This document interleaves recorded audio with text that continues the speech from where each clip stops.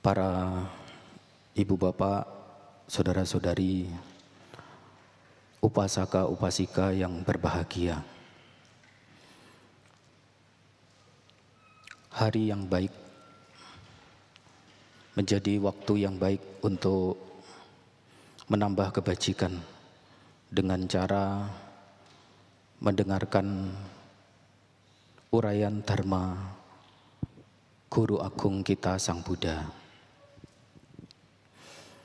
Bapak Ibu saudara-saudari, saya akan mengawali uraian dharma dengan sebuah cerita. Dahulu di zaman Sang Buddha ada seorang Brahmana yang merupakan suku dari Bharatwaja. Jadi ia dikenal sebagai Brahmana Bharatwaja. Brahmana ini suka mencaci maki. Kata-katanya kasar. Dan kata-kata kasar itu, caci maki itu muncul apabila dirinya merasa tidak senang dan marah, lalu melampiaskan kata-kata kasarnya itu, caci makinya itu kepada orang yang ia temui. Nah, suatu hari salah satu dari suku Bharatwaja itu meninggalkan hidup berumah tangga, menjalani hidup tak berumah di bawah asuhan Sang Buddha. Nah, Brahmana Bharatwaja yang pertama ini mendengar dan langsung muncul rasa tidak senang, muncul amarah. Kemudian ia dengan salah satu tangan memegang jubah bawahnya tersingsing, ia pergi ke wihara menemui Sang Buddha. Dan betul, kebiasaannya itu ia lakukan. Kemarahannya itu dia lampiaskan kepada Sang Buddha. Ia mencaci maki dengan suasana hati yang marah berkobar-kobar. Sang Buddha mendengarkan, menyimak sampai Brahmana Bharatwaja ini selesai. Lalu setelah suasana menjadi lebih kondusif, Sang Buddha berbicara kepada Brahmana tersebut. Wahai Brahmana, engkau pernah tidak didatangi oleh keluargamu dari tempat yang jauh, sanak saudaramu, mungkin juga sahabat-sahabatmu, teman-temanmu, berkunjung ke rumahmu? Oh tentu, Petapa Gotama, sesekali mereka datang. Lalu sebagai tuan rumah yang baik, Anda memberikan makanan atau cemilan tidak kepada mereka? Ya, saya sesekali memberikan makanan atau cemilan kepada mereka. Lalu seandainya tamu-tamu tersebut tidak makan, tidak menerima sajianmu tadi, menjadi milik siapa makanan-makanan tersebut, minuman-minuman tersebut? Tentu saja makanan tersebut, minuman tersebut akan tetap menjadi milikku. Nah, sama. Engkau datang kemari membawa kemarahan, membawa caci maki. Tetapi kami yang berada di sini tidak menerima. Ibaratnya Anda membawa makanan, tetapi kami tidak membawa, kami tidak menerima, kami tidak memakannya. Kemarahan itu, caci maki itu menjadi milik siapa? Kata-kata Sang Buddha tersebut menghantam hati dari Brahmana Bharatwaja. Lalu Sang Buddha melanjutkan, Kalau seseorang itu menerima, lalu memakan makanan itu yang telah engkau persiapkan dengan baik, maka di sana terjadi pertukaran. Nah, sementara kalau seseorang tersebut tidak menerima makanan tersebut, tidak memakannya, maka hanya salah satu pihak saja, tidak terjadi pertukaran. Sama di sini, kemarahan-kemarahan itu kami tidak menerima, sehingga tidak ada pertukaran di sini. Lalu Sang Buddha membabarkan dharma melalui syair, sebagaimana yang tadi di awal saya ucapkan, dan diceritakan setelah membuat hati Brahmana Bharadwaja ini lembut dan bisa menerima kata-kata dari Sang Buddha, ia memutuskan memohon kepada Sang Buddha untuk diterima menjadi muridnya. Dan di bawah asuhan Guru Agung Sang Buddha secara langsung, Brahmana Bharadwaja tersebut menjadi salah satu suciwan di antara suciwan-suciwan yang berada di bawah asuhan atau sebagai murid-murid Sang Buddha. Bapak Ibu saudara-saudari sekalian, di sini saya akan membahas tentang bagaimana caranya mengubah batin kita yang semula mungkin buruk menjadi baik, yang semula baik menjadi lebih baik lagi. Oleh karena ciri dari ajaran Sang Buddha adalah mengubah cara atau pola berpikir dari seseorang itu yang dulunya buruk menjadi baik. Dan ini akan memberikan keuntungan bagi kita atau bagi siapapun yang mau mendengar, yang bisa mendengar dharma ajaran dari Sang Buddha. Para upasaka-upasika sekalian, di sini yang ditekankan adalah dua hal. Yang pertama adalah metta atau cinta kasih. Kata yang kedua yang perlu dipahami adalah kemarahan. Kemarahan kalau sampai pada tahap yang tebal, itu menjadi kebencian. Kebencian yang terus-menerus ditumpuk, tidak pernah coba dibersihkan, lama-lama menjadi apa? Menjadi dendam. Dan kalau seseorang sudah muncul dendam di dalam dirinya, ia tidak akan pergi kemana-mana. Kalaupun seseorang itu praktik dharma, ya dia akan merosot. Ya, tidak akan pergi menuju praktik dharma yang lebih mendalam lagi. Karena apa? Dia seperti dirantai, tidak bisa pergi kemana-mana. Karena salah satu syarat untuk batin yang maju dan bisa berkembang adalah bebas dari kemarahan. Yang pertama adalah kemarahan. Tentu kita semuanya sepakat ya bahwa kemarahan itu adalah hal yang buruk. Dan kalau seseorang membuat kemarahan itu menjadi sesuatu yang biasa dan dilakukan sehari-hari, dia akan menjadi orang yang pemarah, mempunyai sifat pemarah. Sehingga kita mesti bisa memilah ya, apa itu hal baik, apa itu hal buruk. Kemarahan adalah hal buruk. Sementara sebagai pembandingnya atau kebalikannya adalah metta, yaitu tanpa kemarahan, tanpa kebencian. Nah, apa itu metta? Metta adalah keberadaan batin yang tidak membenci. Metta adalah keberadaan batin yang disertai pengharapan baik. Sehingga Kalau seseorang memunculkan metta, mengembangkan metta, maka dia akan terbebas dari kemarahan, dia akan terbebas dari kebencian. Mungkin kemarahan itu sudah datang ya tanpa dia sadari.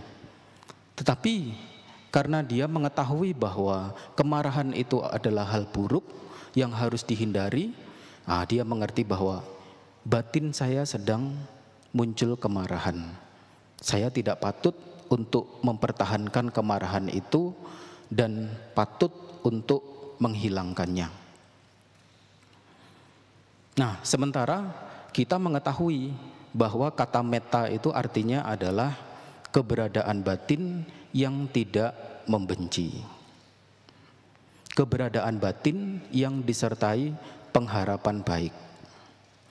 Sebenarnya ini juga sering sudah dibacakan dalam setiap puja bakti. Nah, di dalam Brahma Wihara, syair pertama itu tentang metta. Dan dijelaskan bagaimana caranya seseorang atau mungkin kita sendiri lebih dekat bisa terbebas dari kemarahan, bisa bebas dari kebencian. Nah, dengan mengetahui dua hal ini, kita bisa memilah. Sudah memilah. Kemarahan adalah hal buruk. Metta adalah hal baik. Setelah memilah, kita memilih mana yang harus dipotong, mana yang harus ditinggalkan, mana yang harus dikembangkan di dalam keseharian kita. Yang patut dikembangkan adalah metta, yaitu membebaskan batin dari membenci dan juga membuat batin senantiasa berpengharapan baik. Apa sih bunyinya di dalam metta tersebut? Brahma Wihara bagian metta tersebut. Semoga aku berbahagia, bebas dari derita, bebas dari permusuhan, bebas dari kegeraman, bebas dari derita jasmani dan batin. Semoga aku dapat menjalankan hidup dengan bahagia. Orang itu menderita karena dua hal tersebut, yaitu permusuhan dan kegeraman. Kegeraman itu apa? Kemarahan. Ya, tidak tahan. Hatinya ini mendapat perlakuan tertentu yang tidak menyenangkan hati, sehingga muncul amarah, muncul kebencian, yang lantas selanjutnya kata-kata kasar, tindakan-tindakan buruk, tindakan-tindakan yang tidak menyenangkan hati bagi orang lain. Dan itu sangat menghancurkan diri sendiri terutama.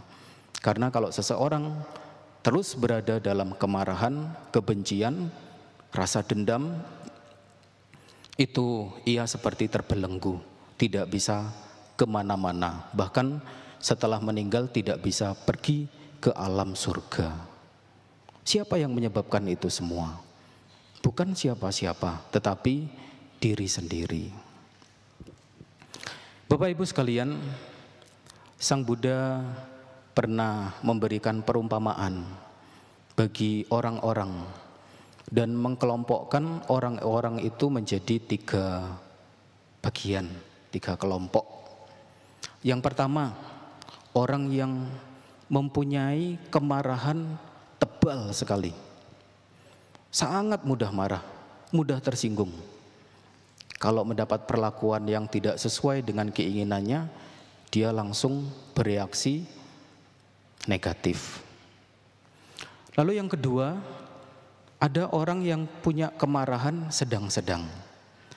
Jadi mungkin kalau dia tersinggung, ya sampai beberapa lama, sampai beberapa jam, atau sampai beberapa hari saja. Setelahnya itu dia menyadari bahwa itu adalah satu tindakan yang tidak membawa pada kebaikan, lalu dia memotong kemarahannya itu dan ya sudah selesai. Mungkin ada orang lain yang melakukan kesalahan terhadapnya. Begitu orang tersebut meminta maaf, sudah selesai. Dia memaafkan, batinnya menjadi lega, bebas dari kemarahan. Lalu ada orang yang kemarahannya ini tipis sekali, sedikit, dan contohnya adalah seseorang yang ketika mendapat perlakuan yang tidak menyenangkan dari yang lain, nah mungkin tersulut, tapi sebentar, begitu menyadari, udah saat itu juga dia tidak marah lagi.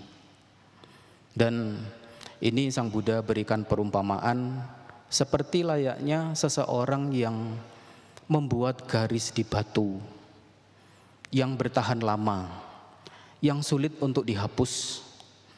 Dan itu adalah perumpamaan bagi seseorang yang kemarahannya tebal.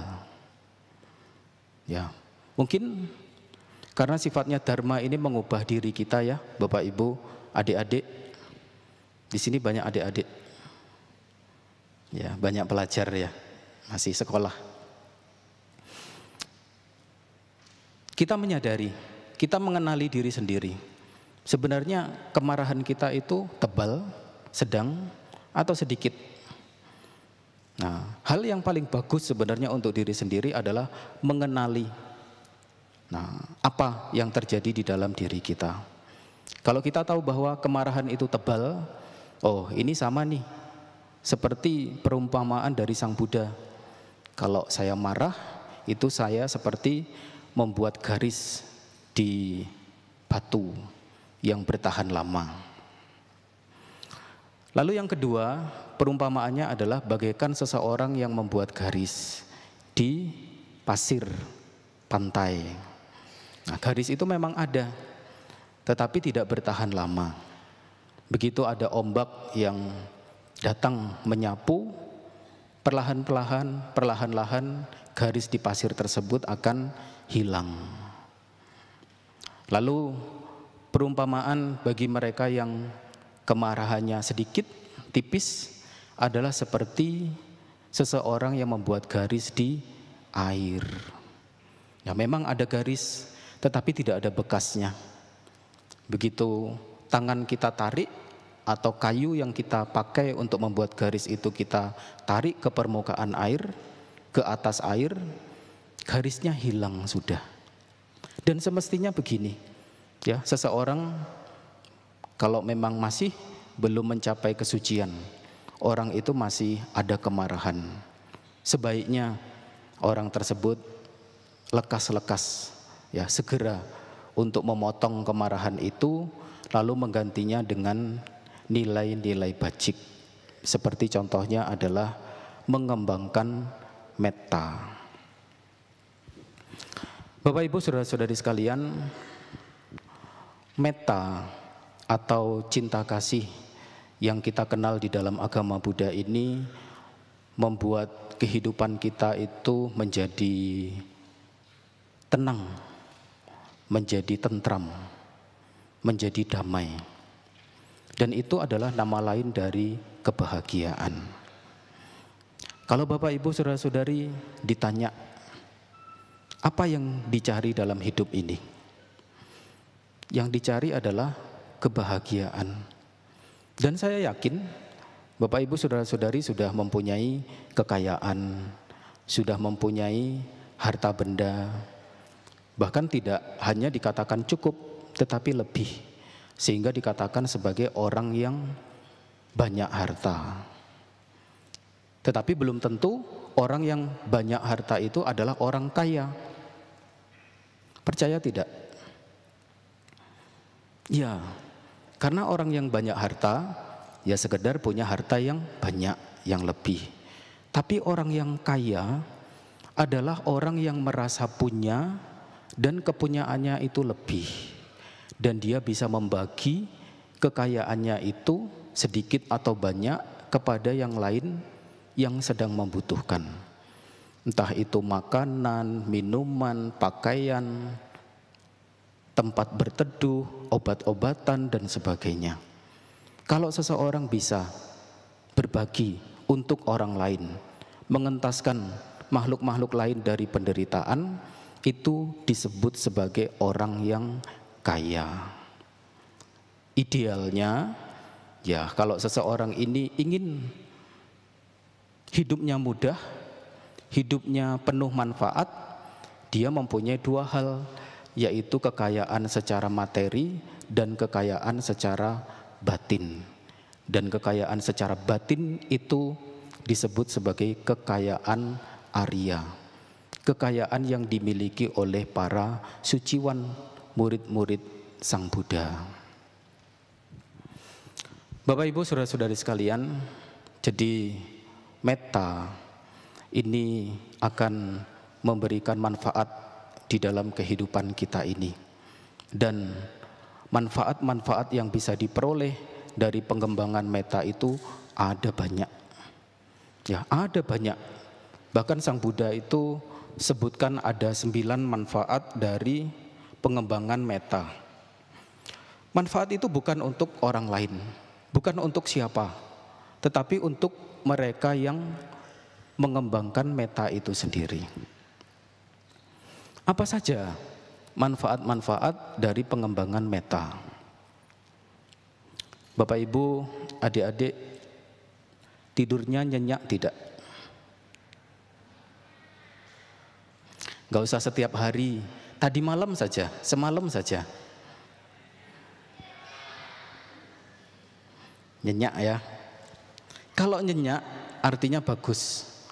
Adik-adik tadi yang menjawab keras sekali, nah itu di dalam hatinya telah terkembang metta. Apa tadi? Coba diulang. Arti dari metta apa? Keberadaan batin yang tidak membenci. Keberadaan batin yang disertai pengharapan baik. Nah, kalau dua hal ini dikembangkan, tidurnya menjadi nyenyak. Yang selama ini mungkin mengingat bahwa, aduh, tidur saya kayak tidur yang tidak nyenyak, ya, tidur-tidur ayam. Sebentar-sebentar bangun, sebentar-sebentar bangun. Karena apa? Karena kepikiran ini, itu, dan sebagainya.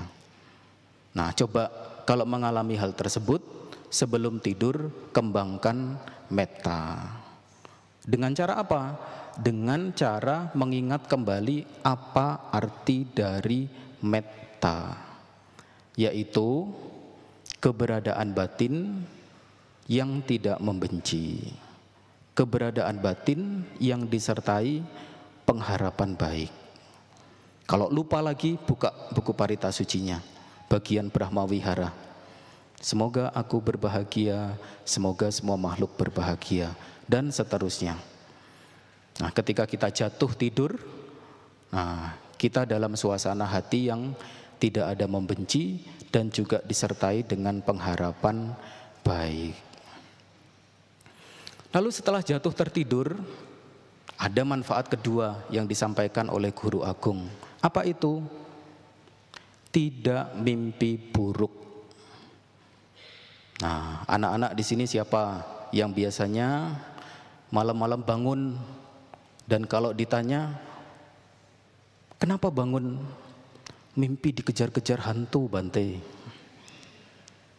Hantunya serem lagi.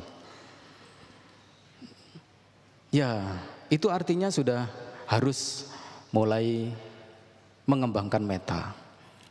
Kalau batin kita diliputi oleh metta, oleh cinta kasih, maka mimpi kita tidak buruk. Mimpinya yang indah-indah. Ya, bahkan kalau mungkin mengigaunya itu pujian-pujian terhadap Sang Buddha. Ya, Namo tassa bhagavato arahato sama sambuddhassa. Apakah ada orang yang seperti itu? Ada. Saya pernah menemui. Jadi bahkan karena hari-harinya itu dipenuhi dengan hal-hal yang bajik, sampai tidur pun ya mimpinya mimpi yang indah. Mengigaunya pun mengigau yang memuji-muji ya keagungan dari Sang Buddha, Guru Agung kita. Lalu sebagai manfaat yang ketiga, setelah seseorang tidur dengan nyenyak lalu tidak bermimpi buruk, manfaat yang ketiga adalah ia bangun dengan ceria.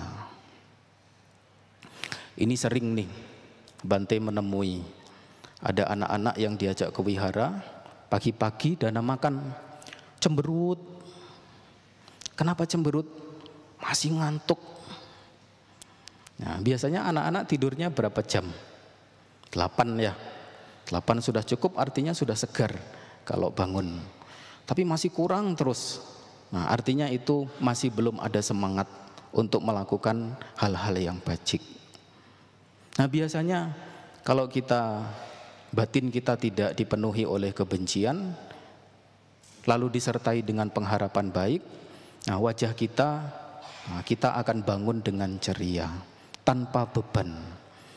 Nah, yang kemarin, hari-hari yang lalu, ya sudah berlalu. Hari ini adalah hari yang baru untuk melakukan hal-hal yang berguna, hal-hal yang bermanfaat, yang dilengkapi dengan perbuatan-perbuatan bajik. Seperti contohnya datang ke wihara, melakukan puja bakti, dan sebagainya. Lalu sebagai manfaat berikutnya, ia dicintai oleh sesama manusia. Artinya sesama orang baik akan datang mendekat. Yang sudah dekat tambah erat. Berbeda kalau kita mudah marah, kalau kita memendam kebencian. Orang-orang gak mau datang. Kita tidak punya teman. Orang yang sudah berada di dekat kita pun akan kabur, pergi, menjauh. Karena rasanya panas, ya, berada di dekat orang yang penuh kebencian, penuh kemarahan. Sehingga sebagai manfaat yang tadi disampaikan adalah kita akan dicintai oleh sesama manusia. Manfaat berikutnya, kita juga akan dicintai oleh mereka yang bukan manusia.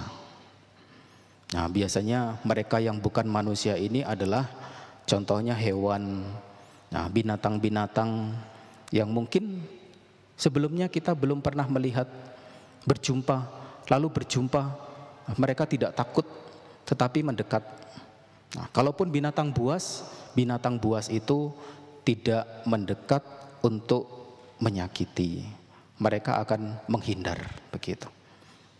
Jadi selain kita dicintai oleh sesama manusia, kita akan dicintai oleh mereka yang bukan manusia. Bagi Bapak Ibu yang sering puja, ya, puja kepada para dewa dengan pengharapan bisa mendapatkan perlindungan dari para dewa. Ini juga bisa diperoleh, yaitu dengan cara mengembangkan meta itu, dengan tidak mengisi kebencian, dengan mengisi hati dengan pengharapan-pengharapan baik. Maka para dewa itu akan melindungi kita. Ya, begitu ada ancaman, ada saja sesuatu hal yang datang untuk membantu, yang menghindarkan kita dari celaka. Dan ini sangat bermanfaat. Untuk siapa? Bukan untuk orang lain, tetapi untuk diri sendiri. Itulah manfaat dari pengembangan batin luhur dalam bentuk meta. Lalu hal-hal yang sifatnya itu mencelakai, seperti contohnya api yang punya sifat membakar, ya, menghabisi. Lalu racun yang sifatnya mematikan. Lalu senjata yang sifatnya itu menghancurkan, menyakiti juga.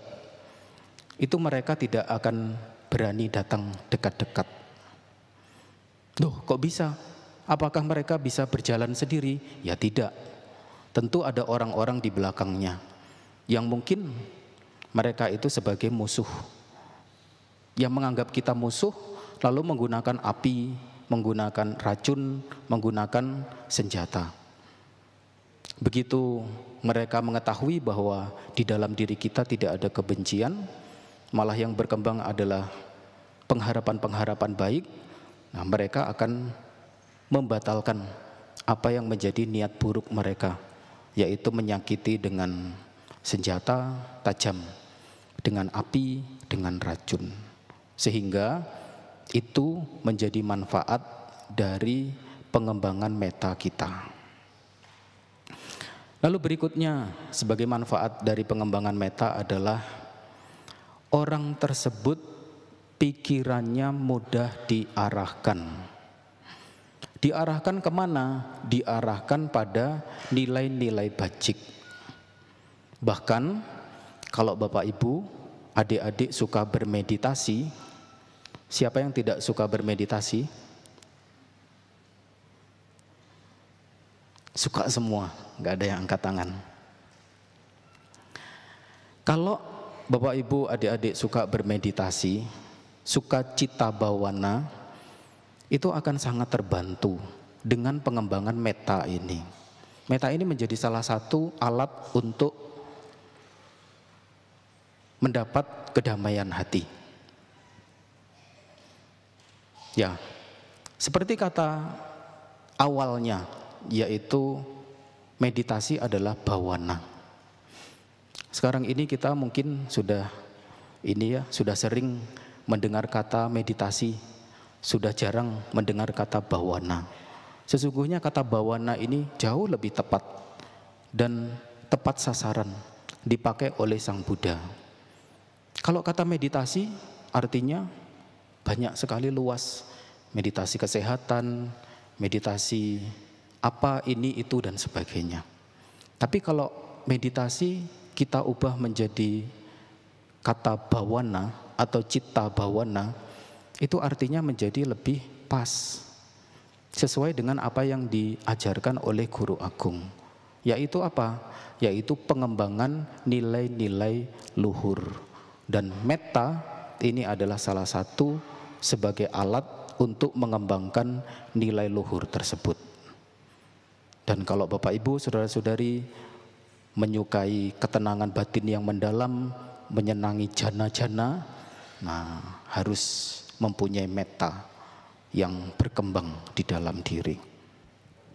Seseorang akan mudah mengarahkan diri, mengarahkan pikiran pada nilai-nilai bajik apabila ia di dalam dirinya itu terkembangkan metta.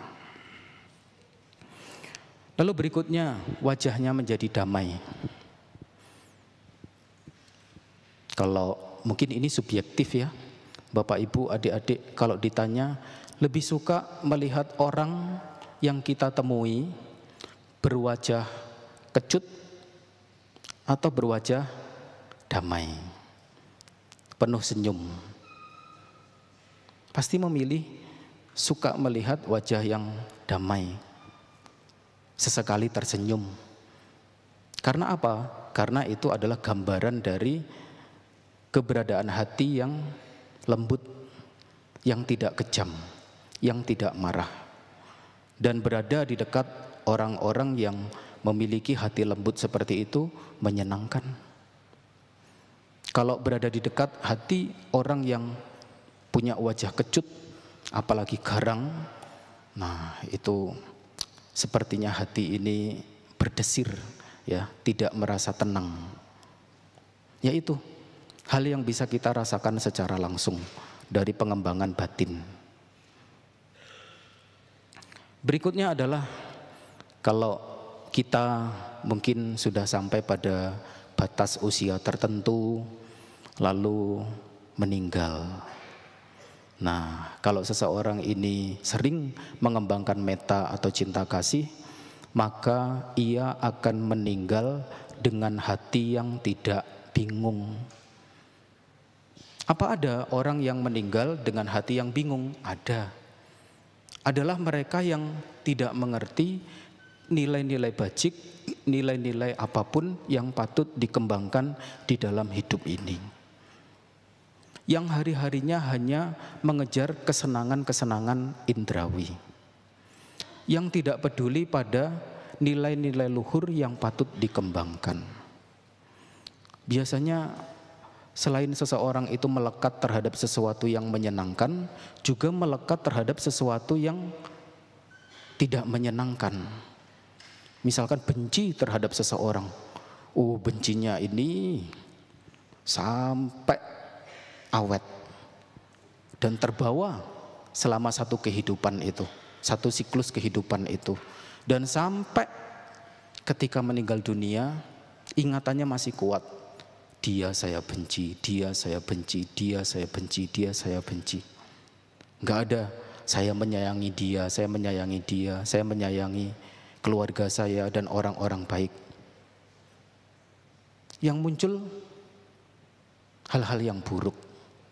Jadi sudah bisa dipastikan kemana orang yang terbiasa melakukan hal-hal buruk, yang selalu berpikir buruk, adalah menuju alam-alam yang rendah. Dan itu kerugian sekali bagi kita. Mengapa kerugian? Karena sebenarnya kita tahu bahwa menjadi manusia ini kita mempunyai pilihan yang sangat bijak, yaitu mengembangkan nilai-nilai luhur, alih-alih memendam kemarahan, memendam kebencian. Nah itu, Bapak Ibu saudara-saudari, sebagai akhir dari satu siklus kehidupan kita, kita bisa meninggal dengan suasana hati yang tidak bingung. Nah lalu kemana setelah seseorang itu meninggal dunia? Ini sebagai manfaat yang ke-11, yaitu kalau dia tidak mencapai yang lebih tinggi, ia akan terlahir di alam Brahma. Alam Brahma itu apa? Alam yang biasanya ya beberapa umat Buddha juga puja, ya Dewa Brahma. Ya, Dewa Brahma yang jauh dari kebencian sudah. Yang pengotor-pengotor batinnya sudah tipis sekali. Yang berkembang apa? Pada makhluk-makhluk Brahma itu adalah metta, karuna, mudita, upeka. Nah, kalau Bapak Ibu, saudara-saudari mengembangkan Brahma Wihara itu, yang salah satunya metta itu, akan terlahir di alam Brahma itu. Sebagaimana pengharapan yang mungkin diucapkan ketika melakukan puja kepada Brahma, yaitu semoga saya terlahir di alam surga bersama para dewa yang memiliki nilai-nilai bajik yang lain, terlahir di alam Brahma. Nah ini 11 manfaat dari metta, pengembangan cinta kasih yang bisa kita lakukan, dan sesungguhnya bisa berbuah saat ini juga. Karena ketika kita berbuat baik, itu akan mendatangkan kebahagiaan, kedamaian. Ketika kita berucap baik, akan berbuah kebahagiaan, kedamaian. Bahkan ketika kita belum berbuat, ketika kita belum berucap, masih terpikir saja akan berbuat baik, terpikir akan melakukan kebajikan, itu sudah membuat hati bahagia, hati damai. Dan itu yang disebut sebagai metta, jembatan menuju ke kedamaian sejati. Inilah Bapak Ibu, adik-adik, atau uraian dharma yang bisa saya sampaikan pada kesempatan siang hari ini. Semoga Bapak Ibu, adik-adik yang mendengar bisa mengerti, bisa memahami, dan bisa membawa metta atau cinta kasih itu muncul di dalam diri dan berkembang. Semoga semuanya selalu maju di dalam Dhamma. Sabbe sata bhavantu sukhitata. Semoga semua makhluk hidup berbahagia.